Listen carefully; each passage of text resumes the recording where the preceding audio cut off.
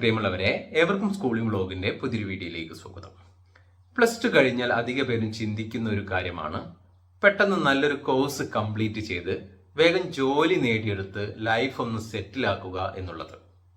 +2 biology science പഠിച്ചു entrance പരിശീലനത്തിനൊന്നും പോകാത്ത വിദ്യാർത്ഥികളാണ് എങ്കിൽ അതിനുവേണ്ടി അധിക പേരും ചിന്തിക്കുന്നത് നഴ്സിംഗ് അല്ലെങ്കിൽ മറ്റു പാരാമെഡിക്കൽ കോഴ്സുകളിലെ അഡ്മിഷൻ ആയിരിക്കും.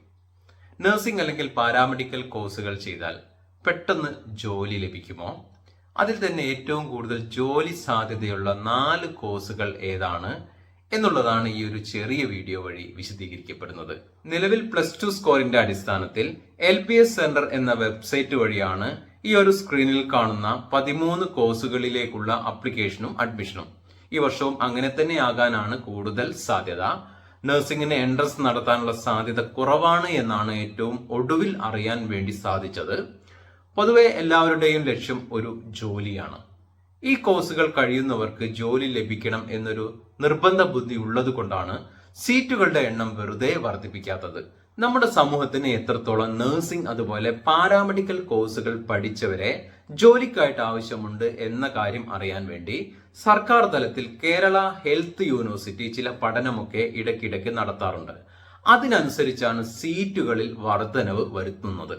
അത് പ്രകാരം നഴ്സിംഗിൽ ഏകദേശം 1000 വീതം സീറ്റുകൾ കഴിഞ്ഞ വർഷം 2023 അതുപോലെ 2022 വർധനവ് വരുത്തിയിട്ടുണ്ട്.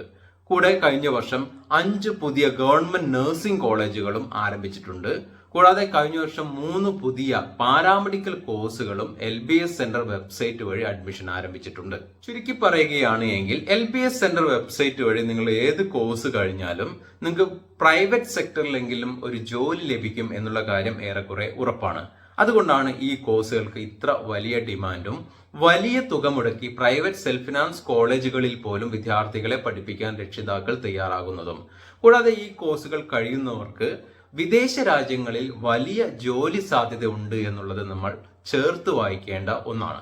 ഈ പറഞ്ഞ കോഴ്സുകളിൽ ഏറ്റവും കൂടുതൽ ജോലി സാധ്യതയുള്ള 4 കോഴ്സുകൾ ഏതൊക്കെ എന്നുള്ളതാണ് നമുക്കിനി ചർച്ച ചെയ്യാനുള്ളത്. ആ 4 കോഴ്സുകൾ ഏതൊക്കെ എന്നുള്ളത് കേവലം എൻ്റെ അനുഭവങ്ങൾ വെച്ചുള്ള അഭിപ്രായം മാത്രമാണ്.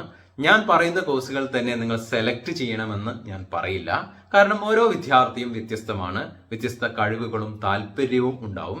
ഞാൻ പറയാത്ത കോഴ്സുകൾ ചെയ്താൽ അതിൽ ജോലി ലഭിക്കാൻ സാഹചര്യമുള്ള ചുറ്റുപാടുള്ള വിദ്യാർത്ഥികൾ അധികം ഉണ്ടാകാം. അതുകൊണ്ട് ഞാൻ പറയുന്നതിൽ നിന്ന് ഭിന്ന അഭിപ്രായമുള്ളവർ അത് കമന്റ് ചെയ്യുക, നമുക്കത് ഡിസ്കസ് ചെയ്യാം. ആദ്യം ഞാൻ 4ാം സ്ഥാനം നൽകുന്ന മികച്ച കോഴ്സ് റേഡിയോളജി BSc MRT. മിക്ക ഹോസ്പിറ്റലുകളിലും ചെറിയ ക്ലിനിക്കുകളിൽ പോലും എക്സ്റേ സ്കാനിംഗ് സംവിധാനങ്ങൾ ഉണ്ടാകും. ആധുനിക കാലഘട്ടത്തിൽ അസുഖ നിർണയത്തിന് വളരെ പ്രധാനപ്പെട്ട ഒരു പങ്കാണ് റേഡിയോളജിസ്റ്റ് നിർവഹിക്കുന്നത്. അതുകൊണ്ട് ഈ കോഴ്സ് ക്വാളിഫൈ ആയിട്ടുള്ള വിദ്യാർത്ഥികളുടെ ആവശ്യം ദിനേന വർദ്ധിച്ചുകൊണ്ടിരിക്കുന്ന ഒരു സാഹചര്യമാണ് നമ്മൾ കാണുന്നത്. ഹോസ്പിറ്റലിലും ക്ലിനിക്കിലും മാത്രമല്ല നിരവധിയായിട്ടുള്ള സ്കാനിംഗ് എക്സ്റേ യൂണിറ്റുകൾ ഇൻഡിപെൻഡന്റ് ആയിട്ട് ഇപ്പോൾ പ്രവർത്തിക്കുന്നുണ്ട്. കൂടാതെ വിവിധ റിസർച്ച് മേഖലകളിലും റേഡിയോളജിസ്റ്റിന്റെ സേവനം അത്യാവശ്യമാണ്. ഈ കാര്യങ്ങളൊക്കെ പരിഗണിച്ചാണ് റേഡിയോളജി കഴിഞ്ഞ വിദ്യാർത്ഥികൾക്ക് വലിയ തോതിലുള്ള ജോലി സാധ്യതയാണ് നമുക്ക് ചുറ്റുമുള്ളത് എന്ന് പറയുന്നത്. പിന്നെ പൊതുവെ ചില വിദ്യാർത്ഥികൾ ചോദിക്കുന്ന ഒരു കാര്യമാണ് അല്ലെങ്കിൽ ഒരു സംശയമാണ്, ചില കോഴ്സുകളിലൊക്കെ വളരെ കുറഞ്ഞ സീറ്റുകൾ ആണല്ലോ ഉള്ളത്. ഉദാഹരണമായി പെർഫ്യൂഷൻ ടെക്നോളജി, അതിലാകെ 12ഓളം സീറ്റുകൾ മാത്രമാണ് കേരളത്തിലുള്ളത്. അപ്പോൾ ആ ഒരു കോഴ്സ് കഴിഞ്ഞാൽ വളരെ വേഗം ജോലി ലഭിക്കില്ലേ എന്ന്.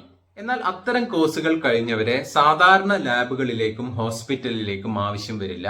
വലിയ മൾട്ടി സ്പെഷ്യാലിറ്റി ഹോസ്പിറ്റൽസിലേക്കാണ് അവരെ ആവശ്യം വരിക. അതായത് ഹേർട്ട് സർജറി ഒക്കെ നടക്കുന്ന സ്ഥാപനങ്ങളിലേക്കാണ് ഇവരെ ആവശ്യമുള്ളത്. ഇങ്ങനെയുള്ള ഹോസ്പിറ്റൽസ്, അതായത് ഹാർട്ട് സർജറി ഒക്കെ നടക്കുന്ന വലിയ മൾട്ടി സ്പെഷ്യാലിറ്റി ഹോസ്പിറ്റൽസ് നമ്മുടെ നാട്ടിൽ വളരെ കുറവാണ്. അപ്പോൾ അവ കഴിയുന്നവർക്ക് നാട്ടിൽ ജോലി ലഭിക്കാനുള്ള സാധ്യത കുറവാണ് എന്ന് പറയാം. വിദേശങ്ങളിലും മറ്റുമാണ് അവർ ജോലിക്കായിട്ട് അധികം ശ്രമിക്കേണ്ടത്. ഇനി ജോലി ലഭിക്കാൻ കൂടുതൽ സാധ്യതയുള്ള 3ാം സ്ഥാനം നൽകുന്ന കോഴ്സാണ് BPT, ബാച്ചിലർ ഓഫ് ഫിസിയോതെറാപ്പി. ഇത് കേരളത്തിൽ ഗവൺമെന്റ് കോളേജുകളിൽ പഠിക്കാനുള്ള സൗകര്യമില്ല. സെൽഫ് ഫിനാൻസ് കോളേജുകളിൽ മാത്രമാണ് പഠിക്കാൻ സൗകര്യമുള്ളത്. കേരളത്തിന് പുറത്ത് ഇത് പഠിക്കാൻ സൗകര്യം നൽകുന്ന ഗവൺമെന്റ് സ്ഥാപനങ്ങളുണ്ട്. CUET എൻട്രൻസ് വഴി ഇത് പഠിക്കാൻ കുറച്ച് കോളേജുകളിൽ നിങ്ങൾക്ക് സാധിക്കും. കൂടാതെ ചില സ്ഥാപനങ്ങൾ നടത്തുന്ന എൻട്രൻസ് വഴിയും ഇത് പഠിക്കാൻ കേരളത്തിന് പുറത്ത് സൗകര്യമുണ്ട്. ചില ഡീറ്റെയിൽസുകൾ താഴെ നൽകുന്നതാണ്. ഈ കോഴ്സിന്റെ ഒരു പ്രത്യേകത, ഇതൊരു പാരാമെഡിക്കൽ കോഴ്സ് ആണെങ്കിലും കാര്യമായിട്ട് ഒരു ഡോക്ടറുടെ സപ്പോർട്ട് ഇല്ലാതെ തന്നെ നിങ്ങൾക്ക് സ്വന്തമായിട്ട് ഒരു ക്ലിനിക്ക് റൺ ചെയ്യാൻ സാധിക്കും എന്നുള്ളതാണ്. കൂടാതെ ഹോം കെയർ സാധ്യതകൾ വളരെ അധികമുണ്ട്. പല കിടപ്പ് രോഗികൾക്കും ഒരു ഫിസിയോതെറാപ്പിസ്റ്റിന്റെ സേവനം നിർബന്ധമാണ് എന്നുള്ള കാര്യം പലർക്കും അറിയുന്ന കാര്യമാണ്. അതുപോലെ തന്നെ ഫിറ്റ്നസ് മേഖലയിലും സ്പോർട്സ് മേഖലയിലും ഇതിന്റെ സാധ്യതകൾ അനന്തമാണ്. നിങ്ങൾ മികച്ചൊരു ഫിസിയോതെറാപ്പിസ്റ്റ് ആയി മാറിയാൽ നിങ്ങൾക്ക് ആരെയും ഡിപ്പെൻഡ് ചെയ്യാതെ നല്ലപോലെ ഏൺ ചെയ്യാൻ സാധിക്കും എന്നുള്ളതാണ് ഈ ഒരു കോഴ്സിന്റെ ഏറ്റവും വലിയ പ്രത്യേകത. ഇനി ജോലി സാധ്യതയുള്ള 2ാം സ്ഥാനം നൽകുന്ന കോഴ്സ് എന്റെ അഭിപ്രായത്തിൽ MLT, മെഡിക്കൽ ലബോറട്ടറി ടെക്നീഷ്യൻ ആണ്. ഇത് ഡിഗ്രി കോഴ്സും അതുപോലെ തന്നെ 2 വർഷത്തെ ഡിപ്ലോമ കോഴ്സും ഉണ്ട്. എപ്പോഴും ഉയർന്ന കോഴ്സ് തന്നെ, അതായത് ഡിഗ്രി തന്നെ ചെയ്യുന്നതാണ് നല്ലത്. ഇതിന് സർക്കാർ മേഖലയിലും പ്രൈവറ്റ് മേഖലയിലും നിരവധി ജോലി സാധ്യതയാണ് ഉള്ളത്. കൂടാതെ സ്വന്തമായിട്ട് നിങ്ങൾക്ക് ലാബുകൾ തുടങ്ങാനും ഈ ഒരു കോഴ്സ് കഴിഞ്ഞവർക്ക് സാധിക്കുന്നതാണ്. ഏറ്റവും ചെറിയ ക്ലിനിക്കിൽ പോലും ഇപ്പോൾ ലാബുകൾ ഉണ്ട് എന്നുള്ള കാര്യം അറിയുന്നതാണ്. കൂടാതെ ഹോസ്പിറ്റലുമായി ബന്ധപ്പെട്ട ലാബുകളിൽ കൂടുതൽ ടെക്നീഷ്യന്മാരെ ആവശ്യവുമുണ്ട്. ഇതുപോലെ തന്നെയാണ് വിദേശ രാജ്യങ്ങളിലും ഇതിന്റെ സാധ്യത.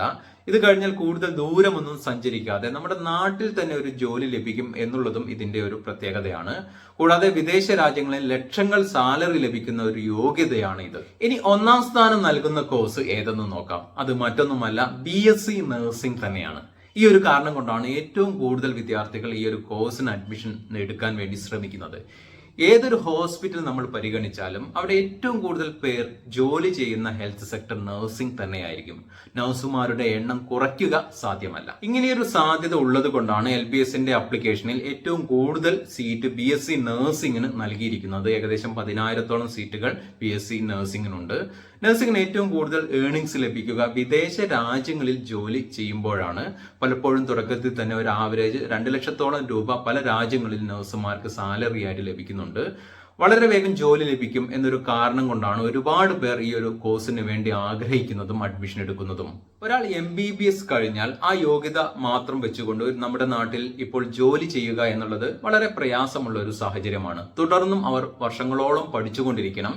എങ്കിൽ മാത്രമേ നല്ല സ്ഥാപനങ്ങളിൽ അവർക്ക് ജോലിക്ക് വേണ്ടി കയറാൻ വേണ്ടി സാധിക്കുകയുള്ളൂ. അതേസമയം നഴ്സിംഗ് ആൻഡ് പാരാമെഡിക്കൽ കോഴ്സുകൾ, ഡിഗ്രി കോഴ്സുകളോ ഈവൻ ഡിപ്ലോമ കോഴ്സുകളോ കഴിഞ്ഞാൽ പോലും അത് വെച്ച് മാത്രം ജോലി സുഖമായിട്ട് ചെയ്യാൻ സാധിക്കും എന്നുള്ളത് ഈ വിഭാഗത്തിൽപ്പെട്ട കോഴ്സുകൾക്ക് വലിയൊരു പ്രത്യേകതയായിട്ടാണ് ഞാൻ കാണുന്നത്. പിന്നെ പ്രധാനപ്പെട്ട മറ്റൊരു കാര്യം കൂടി സൂചിപ്പിച്ചുകൊണ്ട് ഈ ഒരു വീഡിയോ അവസാനിപ്പിക്കുകയാണ്.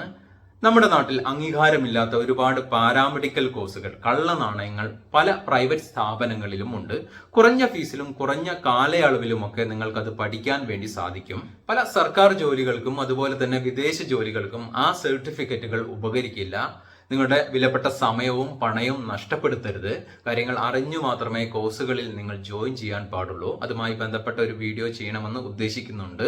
മുൻ വർഷങ്ങളെ പോലെ ഈ വർഷവും LBS അഡ്മിഷനുമായി ബന്ധപ്പെട്ട കൃത്യമായിട്ടുള്ള അപ്ഡേഷനും ഡീറ്റെയിൽസുകളും ഈ ഒരു ചാനൽ വഴി നിങ്ങൾക്ക് ലഭിക്കുന്നതായിരിക്കും.